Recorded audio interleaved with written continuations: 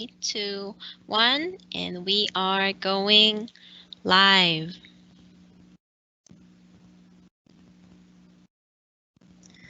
안녕하세요. UK톡스 웨비나 시리즈 2탄 그 10번째 세션에 참석해 주셔서 감사합니다. 저는 주한영국문화원 교육사회실 소속 엄선현입니다. 팬데믹에도 불구하고 양질의 교육과 커리어 개발에 대한 열정은 좀처럼 식지 않고 있죠.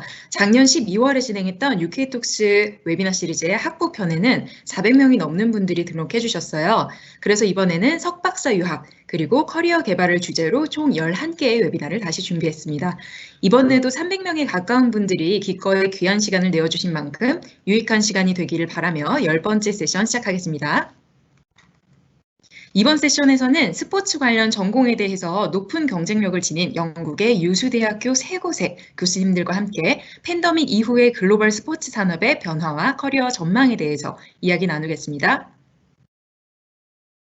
러프버러대학교의 보르아 가르시아 교수님, 코번트리대학교의 마크 피카르츠 교수님, 카디프 메트로폴리탄대학교의 휴 윌트셔 교수님께서 각각 15분씩 준비한 발표를 해주실 텐데요. 그에 앞서 간단한 당부의 말씀드리고자 합니다. 본 웨비나는 약 1시간 동안 영어로 진행될 예정입니다. 연사분들이나 참여 대학에 대해 궁금한 점이 있다면 언제든지 채팅창에 질문해주세요. 지금 백스테이지에 대기 중인 각 대학의 담당관들이 정성껏 답변 드릴 예정입니다. 채팅창은 컴퓨터로 접속하신 분들은 우측에서 확인하실 수 있고 모바일 기기로 접속하신 경우에는 상단 물음표 아이콘 누르시면 나옵니다. 채팅창에서 공감 가는 질문이나 마음에 드는 답변이 있다면 좋아요를 적극적으로 눌러주세요. 발표 종료 후 질의응답 시간에 좋아요가 높은 질문 위주로 답변 부탁드릴 예정이고요. 웨비나 종료 전에는 랜덤으로 한 분을 추첨하여 약소하지만 저희가 마음을 담아 준비한 선물을 드릴 예정입니다. 그럼 끝까지 자리를 지켜주시면 매우 감사드리겠습니다. 지금부터 시작하겠습니다. Hi speakers, thank you so much for waiting our opening in Korean. We are now ready to start our first presentation. So everyone, I'm honored to introduce the first speaker, Professor Borja University of Loughborough. He will talk about the challenges for global sports in the post-COVID. Dr. Garcia?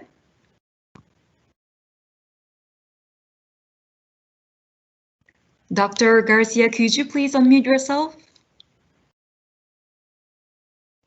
Now Thank you very much. Yes. Now it's working. Hello, 안녕하세요, everybody. Good morning, good afternoon over there in South Korea. My name indeed is Dr. Borja Garcia. I'm a senior lecturer in the School of Sport, Exercise and Health Sciences at Loughborough University, where this beautiful building in my back is located in our campus in the East Midlands, north of London. And where I teach, especially in sport business and sport management.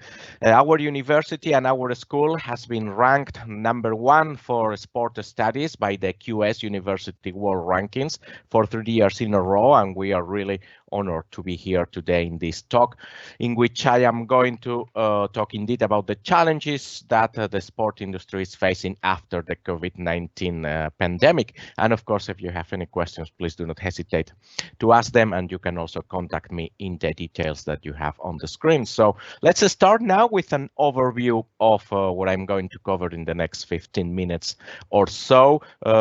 Next slide, please. So I'm going to touch on 4 main issues. First, I will talk a little bit about some early analysis of the impact that the pandemic is having on professional sport, especially. Then I will talk about the future of global sport events as part of the sports industry. Then I will touch on something that I've researched quite a lot, which is the governance of a sport and how it is going to be affected by the pandemic. And finally, I will present some research we have done here in Loughborough with some of our partners in Spain, in my native country, in Spain, about how to regain the trust of the customers in the private sector in sports. So I'll cover these 4 points relatively briefly. Next slide, please. And we'll start first with, of course, what it is that sport has to recover from, which is the effects of the pandemic.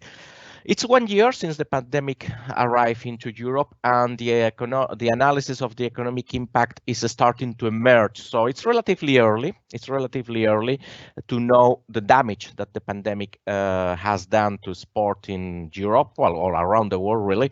Not least because the pandemic is ongoing, and we may still have some time to develop. But we are already starting to see some data which are, of course, worrying. We are starting to see, for example, companies that are starting to publish their accounts including the last year, 2020. In which, of course, the pandemic only hit starting in March. So we've seen major soccer clubs, major football clubs in Europe, such as Manchester United, such as Liverpool. So major clubs from the Premier League, from the Spanish League, and clubs that are the richest ones.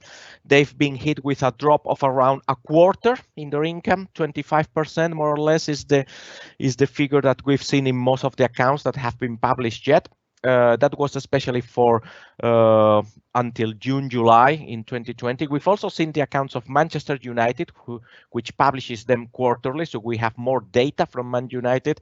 Also saw their income hit by around another 10% in their accounts to the end of 2020. So it is a lot. It is a lot. Major sport soccer clubs have been hit a lot by a drop of between 25 to 30% in income.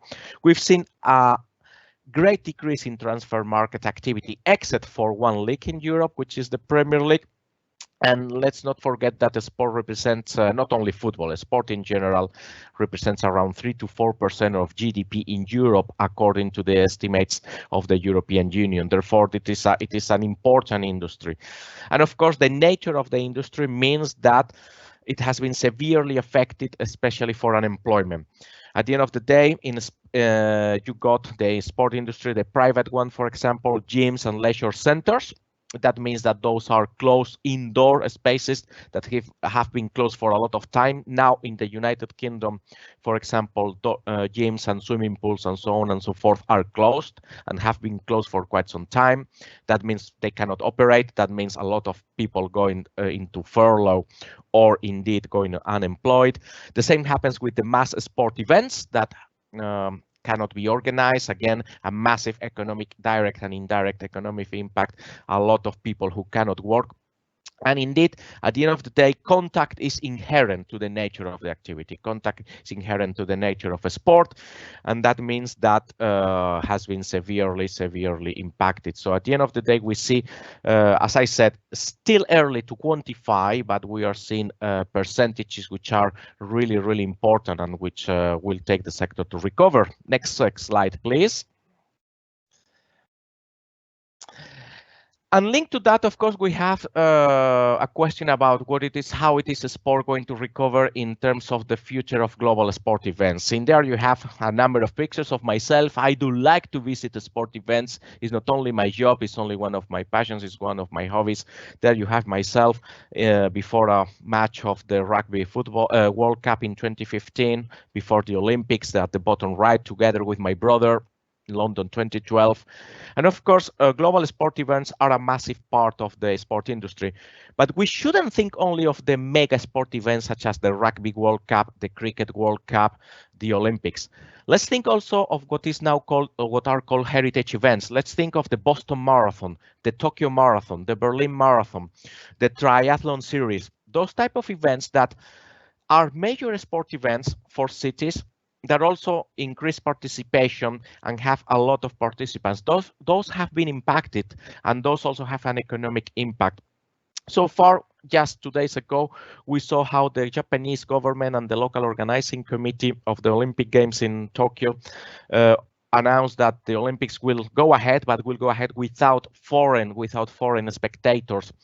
So there is quite a possibility that that is going to be the future of global sport events. They may go ahead without foreign spectators. They may have to be reduced in size, and they may even have to be reduced in size not only of spectators but size of competitors. And what about, for example, those that have to bring people from around the world, from competitors from around the world, and therefore they have different travel bans? So I think we are going to start seeing perhaps finally a downsizing of global sport events, at least for some years, which by the way was in the agenda of the Olympic movement, of the Olympic Committee, but of course they didn't want to downsize in this way. Next slide, please. The other side that I think is going to be affected is what I call the what we all call the governance of sport. And in that I refer to the relationship between the public authorities, the relationship between the governments, national governments, the European Union, any other type of governments, and sport organizations, the International Olympic Committee, FIFA, you name them. As we saw, of course, in a health emergency, the public authorities are the maximum authority. They really have the power, and they have more power over federations that probably federations and IOC would like to have, but that is what is happening. So I think we are going to see an even increasing role of public authorities for two reasons. First, because of course public health is their responsibility, and they have to take decisions that are going to affect the work of a sport and the sport events and so on and so forth. And second, of course, because they also have the purse, they have the money, they have the public money, and a lot of operators in the sporting industry are hoping to have public money to recover from the economic crisis that is derived from COVID-19. But when you receive public money, you then need to account for it. So there are strings attached to it, and it is quite possible that increased level of public funding for sporting actors will also mean a decrease in their autonomy, and also may mean a change in their activities. However, I would also say that sport is one of the ways forward. Sport is one of the ways out of the pandemic to increase public health, to get people exercising, and so on and so forth. So in that way, sporting organizations are actually well positioned to align themselves with governments and could benefit from that increased public funding. Next slide, please.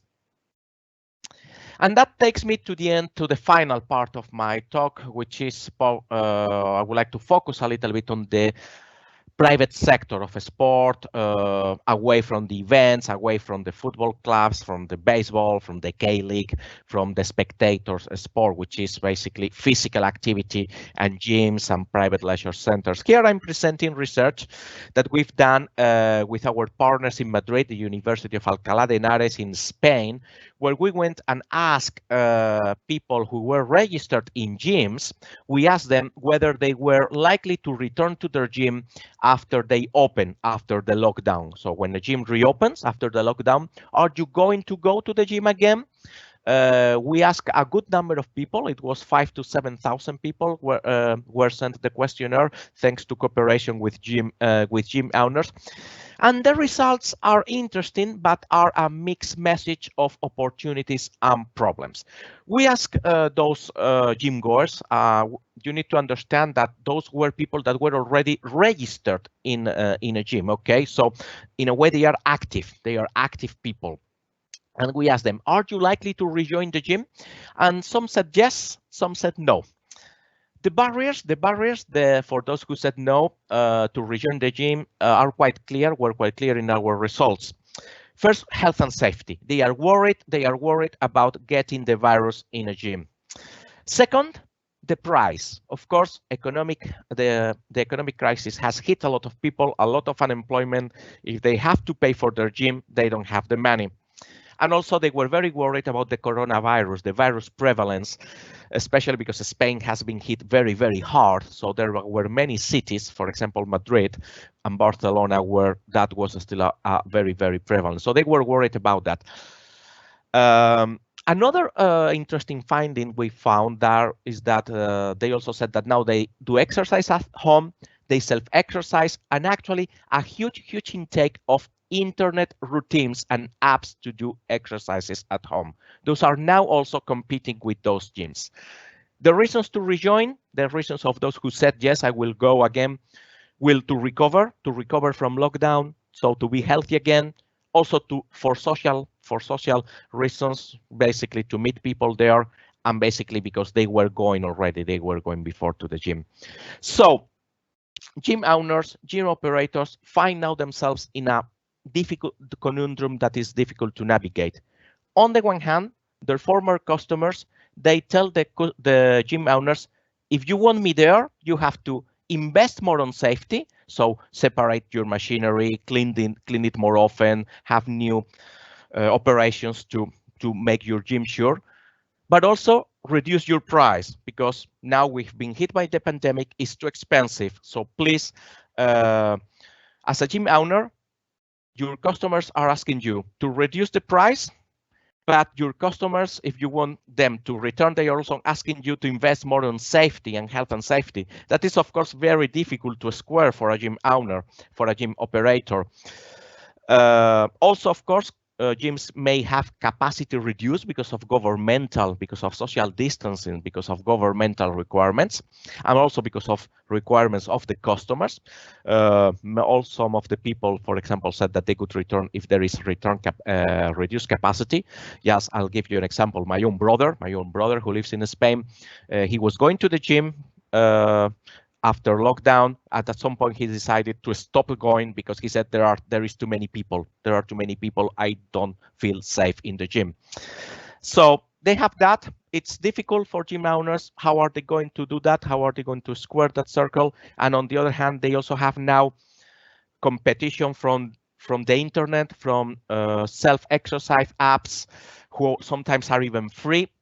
So the gyms have seen, of course, a lot of competition during the lockdown. On the other hand, of course, they will still be places for social contact, for socializing, which those customers may wish to rejoin. But it is a difficult conundrum to regain the customers' trust of the owners, and that is what we found in our research that we did in Spain, and hopefully we can replicate that in many European countries. So this is one of the challenges of a sport. Next slide, please. And with that, I will conclude just to say that sport is not immune to the health and economic crisis of coronavirus, of COVID-19. The business of a sport is going to be affected, as I said, professional sport with quite a hit in income, but also private sports such as gyms, leisure centers, and so on and so forth are now facing a very difficult choice, as our research has discovered. Is public money some of the way out? Certainly in Europe, it's been some of the way out for many industries, but of course, public money is limited, and public money has to recover a lot of industries, and sport will be a priority for some, not for others. So far, we've seen that the sport has received some money in some countries, but certainly not much in many of the countries. Hospitality, tourism has certainly been one of the most of the sectors that has received more money. So that will be my conclusion. If anyone has any question, I will be very happy to answer them. And thank you for listening to me. 감사합니다. Thank you so much, Borja. And I also thank you for your greeting in Korean. And attendees, if you have any questions, please leave it to the question box so that maybe we can pick up a couple of questions from that for the live Q&A session later. So let me introduce the next speaker, Professor Mark Piekarz from Coventry University, who will talk about the opportunities in the global sports business post-COVID-19. Dr. Piekarz? Hello there. Can you all hear me okay? Yes. Oh, that's perfect. We always have to double check. Okay, so I'll just get straight on to the presentation. So if we just go to the next slide. Right, so really useful context given by Borja, just to sort of show some of the challenges that the sport industry globally has been facing. So I won't say too much about sort of the background on it, but what I will emphasize and try and focus is why sport is making a comeback and why it will actually grow. I will try and show the opportunities, but there will be new ways of working. And I'll also get you to sort of think about, when you're looking for a sport management course, wherever it may be, have a look at sort of how well it prepares you for dealing with future crisis events. I think all of us here today, one of our main concerns will be to make sure that you've got enough information to help you make the best choice in terms of, is it the right course? Is it the right university? Is it the right city? It's absolutely vital that we help you with that, because we do appreciate it's such a big investment. It's a financial investment, it's an emotional investment, but it is also one that creates numerous opportunities, which I'll hopefully explain. Okay, if we just go to the next slide. There's a few graphs here, and I don't need to sort of dwell on them too much. Really, if you have a look at the graph in the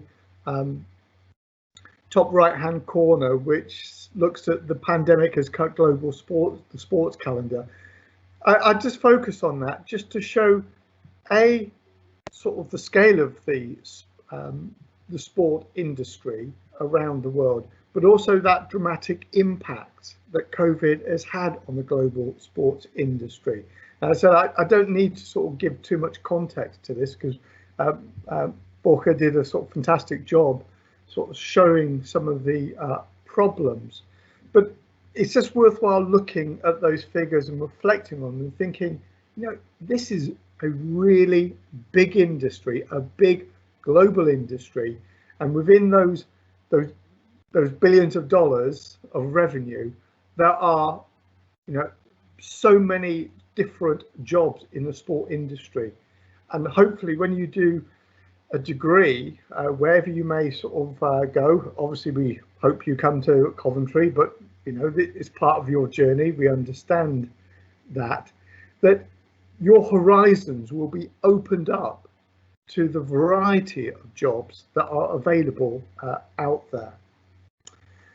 If we go to the next slide, please.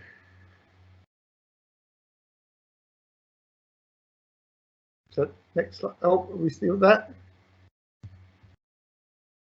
Have I frozen? Am I still there? Next slide. Hello? Oh, Hello? Yeah, sorry. Mark. Yeah. Sorry. Oh, it happens. This is the new world, isn't it? Sometimes we don't know when we've frozen or not. Actually, I think I just lost my connection too, so sorry for attendees. And Professor Mark will continue his presentation. Yeah, that's absolutely fine. We're used to this now. This is our world. But what it also shows is just the importance of having that live audience. Again, I think we all are looking forward to having that direct contact. Now, we've seen the impact it's had, and there's no doubt that the impacts have been pretty sort of devastating for the sports, hospitality, tourism, leisure, arts industries. There's no doubt about it. But what I think is also interesting is that those losses also help show the importance of those industries. And here we're looking at the importance of sport. Obviously, it shows the importance economically in terms of jobs and the economic activity it is generated. But I think it also shows the importance socially. Now, Maradona, one of the world's great footballers, died fairly recently. But the reason I use this old photo is that I want you to look behind Maradona, not to the journalists, but look at the crowds. Look at it's nearly sort of 100,000 people. That is an astonishing picture, and it says something about the importance of sport. And what it's saying is that how much and how important it is to have that collective experience together. The term we use is sort of this this collective effervescence, but it's incredibly important. So whilst sport often focuses on sort of the health benefits, such as physical health, bear in mind that so much of the sport industry is also the watching, but the watching also brings other benefits.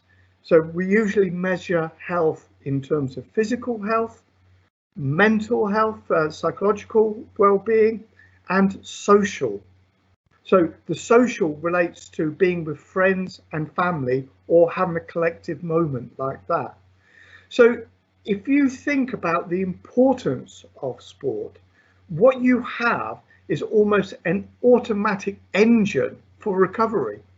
So the minute we, the first opportunities we get for those gatherings together, and it doesn't have to be just the mega events, it can be these small games. For myself, I haven't played five-a-side football with my friends for months, and I really miss it. But those little moments together with my friends, kicking the ball around, are incredibly important in terms of the quality of my life. If we go to the next slide, please. Lots of illustrations here, which kind of show the winners. Now, when you do a business management course in sport, one of the things which you should be taught is that you are going to work in a global, complex, dynamic world, which is constantly changing. But that change, sometimes it means some people will lose, but it also means there are also many opportunities. Now, in business literature, it's very much sort of an important theme that a crisis event, such as COVID, is seen as something opportunistic. If you were to have a look at the term risk, to take a risk, sometimes they might focus on the dangers, and the risks to health, but others will actually say, well, look, in business enterprise, if there's no risk, there is no profit. And that's something quite important. So here you can see some of the winners. Esports, really interesting sort of growth area where traditional sports brands like Manchester United, a Madrid, a Barcelona football club, they are looking to leverage their brand in focusing on football for other avenues, such as esports. In this country, what was really interesting, some of the winners have been bike manufacturers. It's been a boom time. There was a shortage of bikes. So we've got some really interesting sort of developments taking place. This idea, some will lose, but even in this pandemic, there have been winners. Next slide, please. And what we've got, Borja sort of was also showing this as well, importantly, is that we've got new ways of doing business. I think this is something quite interesting. One of the things which I think you can do if you're thinking of studying in sort of in the UK is you can have a lot of fun developing your language skills, because there's some fantastic sports programs out there. And it's interesting, such as the Chicago Bulls, Tottenham Hotspur, how they have brought working with different businesses such as Netflix to develop and strengthen their brand. So they're really interesting sort of new ways of fan engagement. So next slide, please.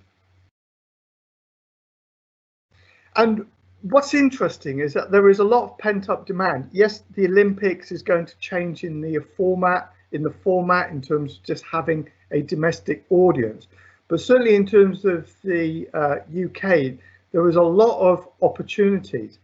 And the reason I emphasize this is that when you look at these sorts of jobs and these sorts of events taking place, also view them as potential opportunities to gain work experience.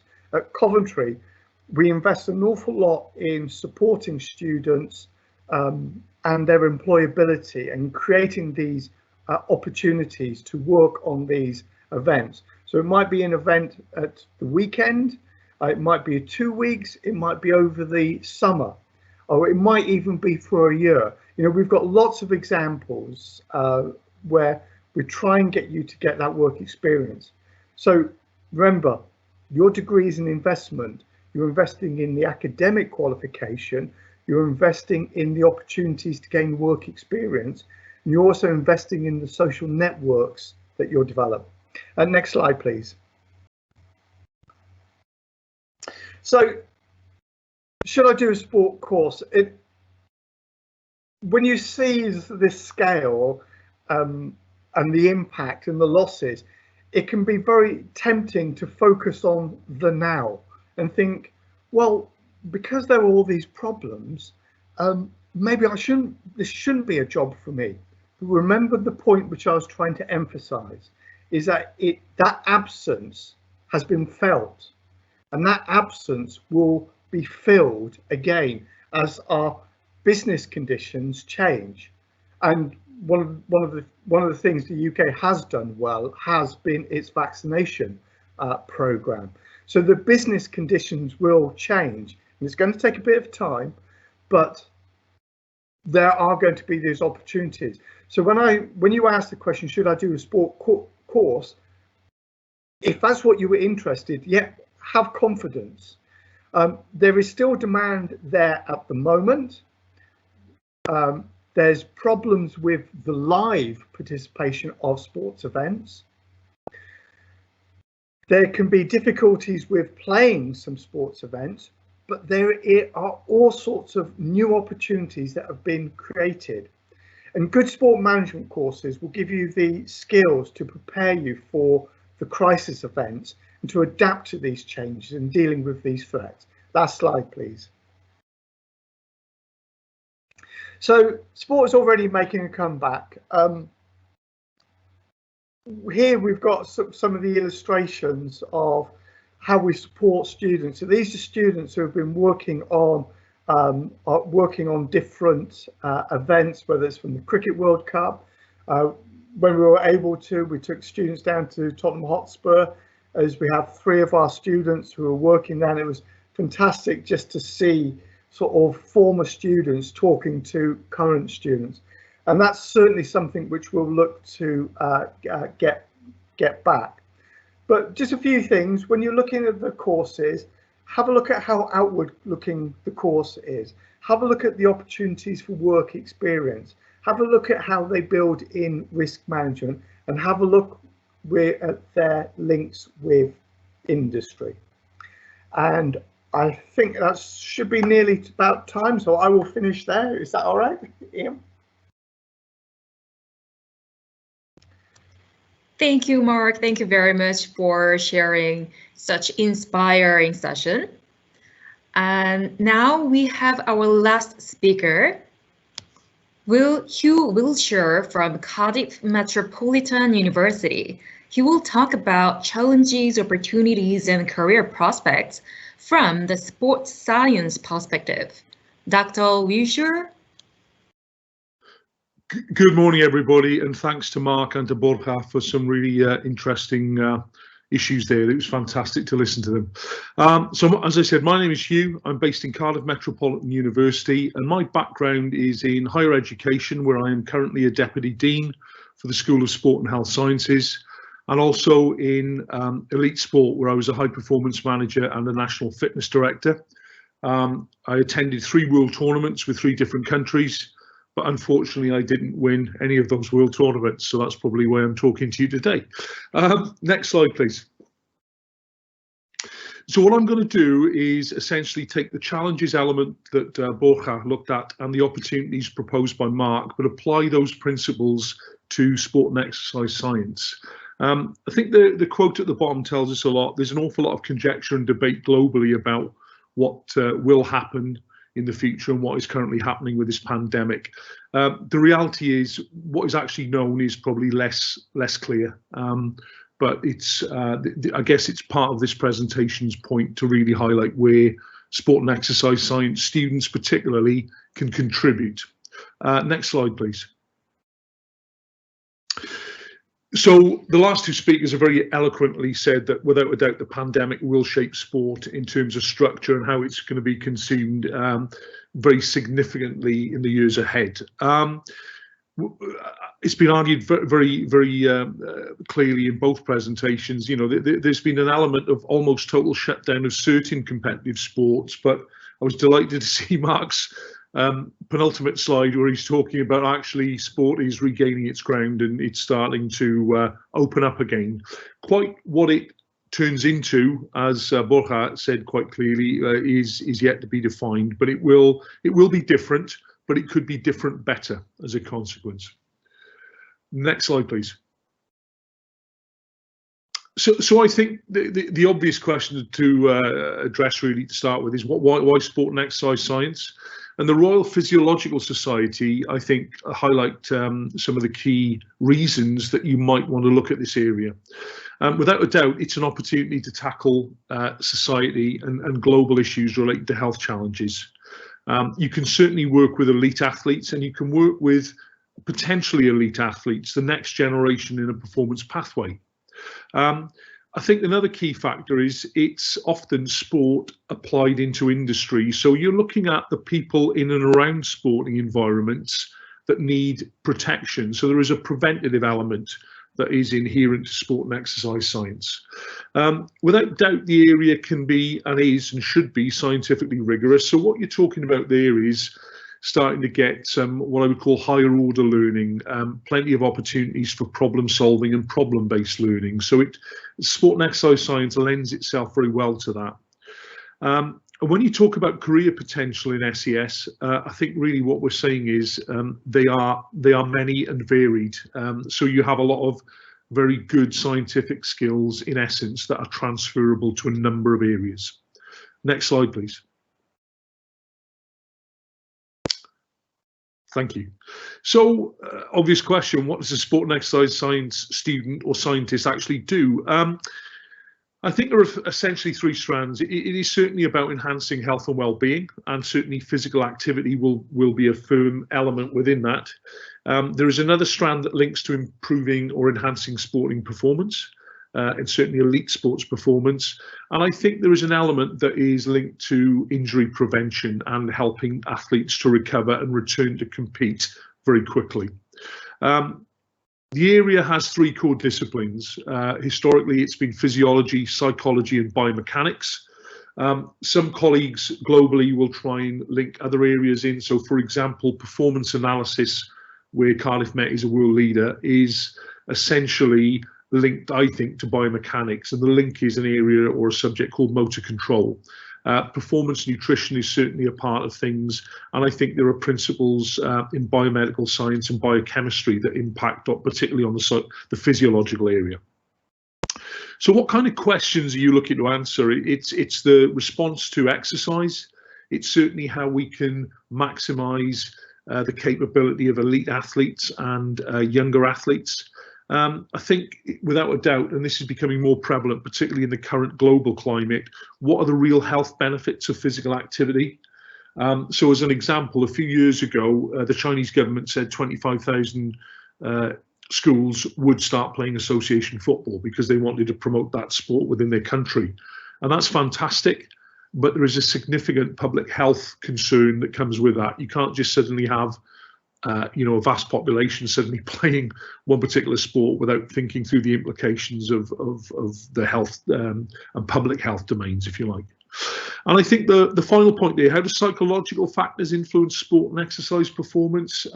As both speakers have already indicated, there is a degree of mental pressure that comes with lockdown and isolation. So, as I said, there's some fundamental questions that can be answered. Next slide, please. So I've tried to look at the, give you an illustration of, so what is the impact of sport and exercise science? I've looked at it in relation to the United Kingdom. And this was it's actually from 3 years ago. Now, these figures may marginally have dipped, but it gives you a ballpark feel. So in terms of total value to the UK economy, SES contributes £3.9 billion sterling. So it's significant. as Mark sort of hinted, why come and study sport? Are there jobs? Well, yes, there are. They will continue to be jobs in sport. It's a wonderful industry globally. So in the UK, it's just over 147,000 jobs that are available. And I think if we talk about the broader benefits to, it's just the bottom area, to society and the public purse, you're talking about figures of around 7.8 billion. So what I'm saying is, and sorry, this data came from the Physiological Society, so it's pretty accurate and consistent stuff here, and it's certainly valid. But it's just to make the point that SES can impact on a national and a global economy. Next slide, please. So what are the kind of challenges that exist? I think without a doubt, the paediatric population, youth sport, is something we need to look closely at. And Elliot did some lovely research around some thematic areas. One is about recognising the struggles that children have now in a pandemic in terms of getting involved in the community element or the performance side of sport. It's about examining how people reconnect in this current climate, which is very stressful but very different depending upon the particular culture or context you're looking at. I think a part of the reconnection is how we re-engage after the restrictions. Is it simply a lifting of a restriction and everything goes back to normal? Well, as Borja said quite clearly, that will not be the case, and I really agree on that point. And I like this idea of reimagining sport. So whatever we are confronted by as a challenge, it is an opportunity. So can we make it better and different and more engaging for fans and supporters in different areas around the world? Within those four broader themes, there are some specific elements, some lower order category stuff. And I think we need to ask the question: has there been a decline in mental well-being and physical activity levels? I think the answer is possibly. There's a range of research that says that is the case. On a positive, there's been an increase in family connectedness. How does that impact on the learning environment of the student? As Mark sort of hinted, the challenge for sports now is to attract volunteers and participants back into it. But as Mark evidenced, there are numerous examples that the Coventry students are engaged with, and certainly we have that in Cardiff as well. And I think there are opportunities to reset values and philosophies that underpin that provision of sport, in an ethical manner. Next question, please. Next slide, sorry. Other themes, what is the impact of isolation in sport and exercise science terms? It could be considerable. There are health and economic risks. What is the individual personal impact of lockdown? I think that's key. And I'm sure Mark, Borja, and certainly myself, where there are elements of home working, where there are numerous users trying to access one internet source, and you've got homeschooling and other things, this will impact on elite athletes, on community athletes, on coaches and managers. It's important to recognise these variables and try and get some measures in place to help alleviate those stresses. And I think the final bit is certainly about trying to get some really good rapid reviews of structure, process and outcome linked to the virus and, excuse me, how we can manage the risk and also at the same time the effectiveness perhaps of the implementation of the vaccines. Next slide, please. So what's the role for sport, exercise and physical activity in the future? I think it's about a question, really. Will sport be possible in the forms and formats of the past? Yes, in certain instances, no in others. But what we create as a new horizon and a future perfect, if you like, in some instances it could be better. I think it's important to recognise, though, there will be significantly uneven economic pressures linked to facilities, budgets and resources, and I think that needs to be analysed carefully, particularly in the high performance sporting environment. Next slide, please. Yeah, so I think this has kind of been answered already. Will the organisational structure of sport change in response to the pandemic? Yes, to a large extent it'll occur across the planet, but there will be significantly more change in some cultures and countries than others. I think Borja really emphasised, this idea of competitive sport and mass gatherings. The principle is it'll increase the risk or spread of the virus. What will the participation or the involvement of supporters look like in the future? I think without a doubt, the way that we look at elite sport globally, it's going to be around health parameters. We've got to make people safe and comfortable in the environment, and it's, there are a number of reasons for attending live sporting events. I think third point is an interesting one. What if sport for all is unsustainable due to elevated risks? How will that change the way people stay active and healthy? I think we can see a new normal appearing already, and it's been hinted at with online fitness classes. Peloton is a great commercial example of that. It's more for a category of individual within society, but it's highly successful as a commercial enterprise. And I think we need to look at the inequalities linked to high rates of infection in certain areas of the globe, and the impact that ongoing self-isolation will have from a financial perspective. Next slide, please. So I guess this is the optimism, the looking forward, the feed forward. So what are the opportunities? I think we've got to, that's lovely, 3 minutes. We've got to look at how we restructure and prepare our teachers and coaches. And we've got to look at the kind of learning environments for coaches and athletes going forward. There may be less time to monitor athletic performance and injury. So what can we do remotely? And I think the sport and exercise science student steps in here. What are the remote technique-based coaching elements within strength and conditioning? From a virtual perspective, it's easy to link cyclists up online. We can do a GPS marathon comparison data.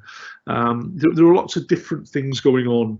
But what I'm clear on is where we get congested competition blocks, so suddenly in association football in the UK, you've got teams playing 4 games in 11 days, which is crazy if you've got a small squad, but that will have implications on what the sport and exercise scientists can do in supporting that kind of challenge. And I think the big one is there can be a slight time lag on the impact on athletes' mental well-being.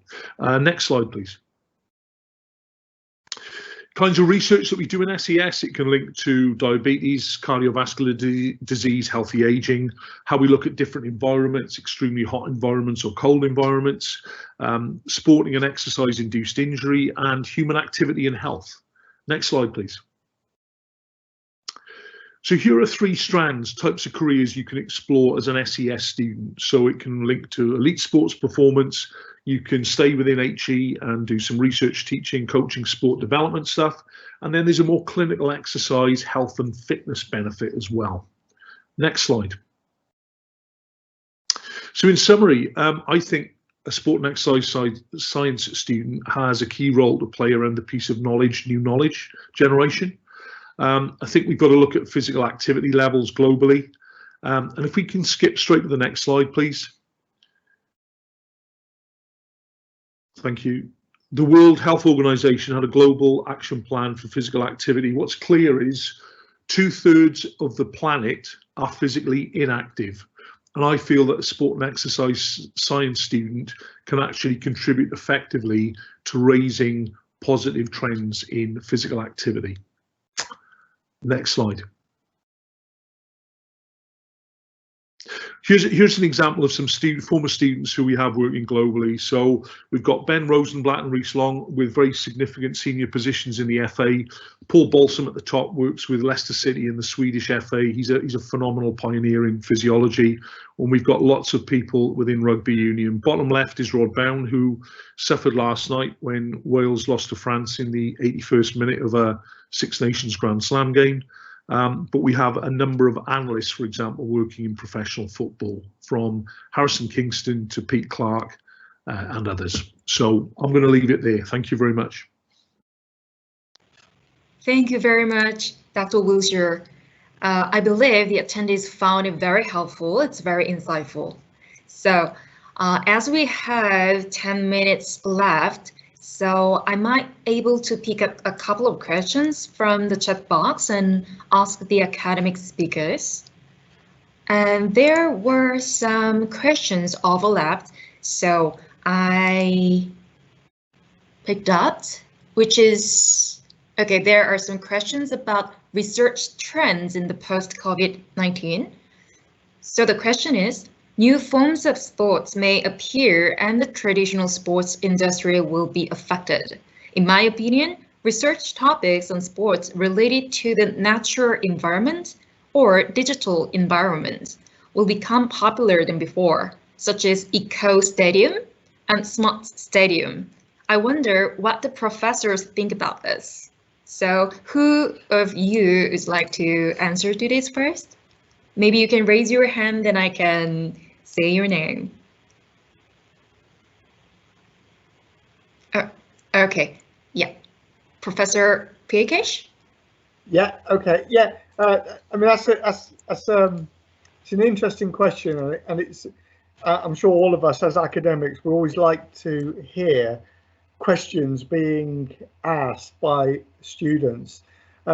Yes, there are an awful lot of interesting opportunities in terms of new sports and how we present sports, how we engage with sports. And what the pandemic has no doubt done is it's speeded up the process of change in what might have taken sort of many years has been reduced right down.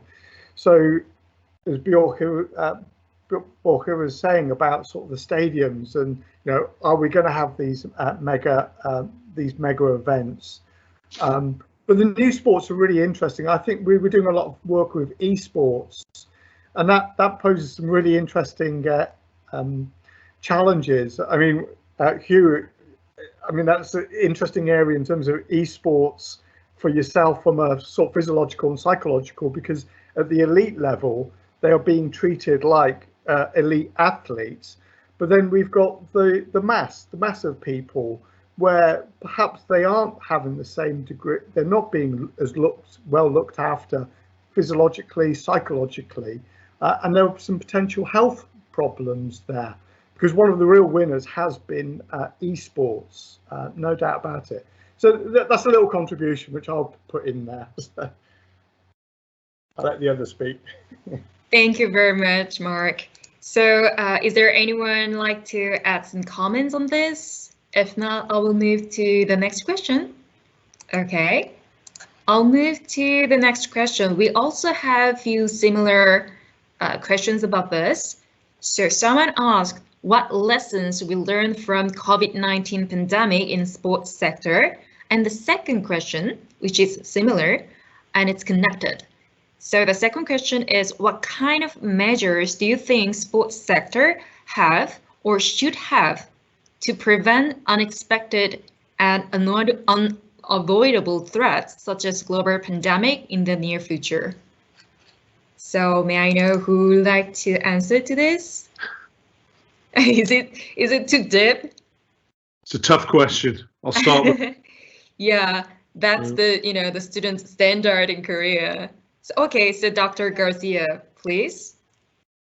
Yeah, I think in terms of the lessons we've learned from COVID-19, I think one straight away, and is one where perhaps both you and Mark will probably, I hope they will agree, and as academics working in sport, they probably have suffered that, is how important sport is. How important sport is for society. You know, as sometimes as people working in sport, when you get with academics working in other mainstream.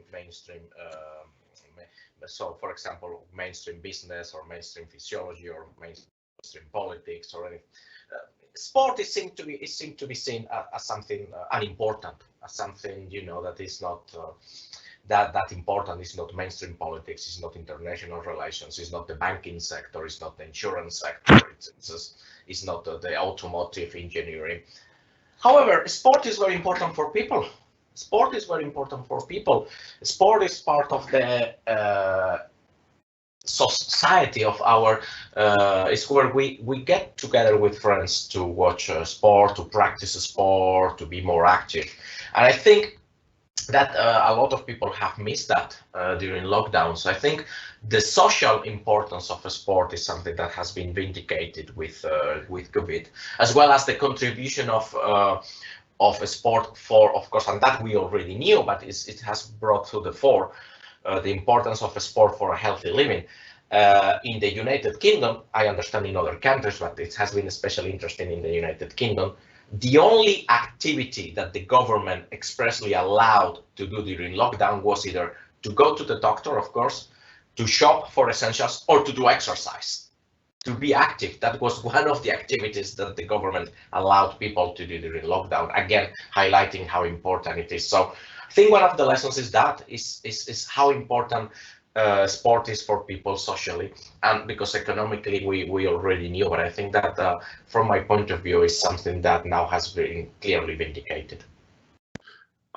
I'd just like to add that I think what COVID has taught us is that actually there are some really positive characteristics in digital learning.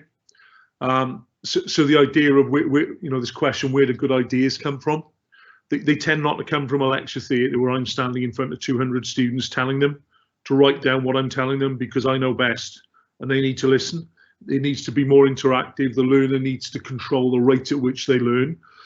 And I think some of this hybrid or high flex learning that's been going on impacts positively on higher education, but also in elite sport and in the elite pathway, where learners really can control the rate at which they learn. So we're all aware of the negatives because the news tells us that every day, but there are actually in amongst things opportunities and positives as well around that learning piece. So I just one comment.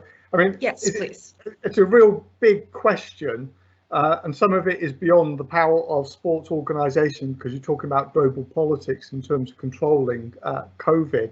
But what I think, one of the things that we would all sort of look to teach you is to try and understand your business and how to sort of manage it. And just to give you a completely different perspective of how it's changing, I think it's quite interesting how in some organisations, and we'll see if this is sustained, certain jobs, like the importance of cleaners and cleaning, you as a potential manager of those facilities have to consider these different jobs. And whereas in the past, cleaning might have been something hidden, done at night, now we're actually changing and leveraging it and saying, and very visibly cleaning facilities. These are the sorts of little micro changes that are taking place that you have to think about and how you manage. So there's a very different perspective of how you control COVID in a small, in a micro environment. Thank you very much, all the professors.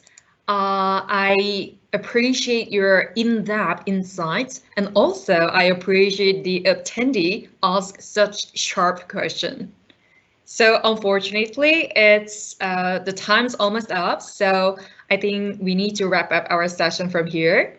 So dear attendees, if you have any further inquiries to the professors and the universities, please feel free to directly contact to university reps. You can find this information in the chat box too.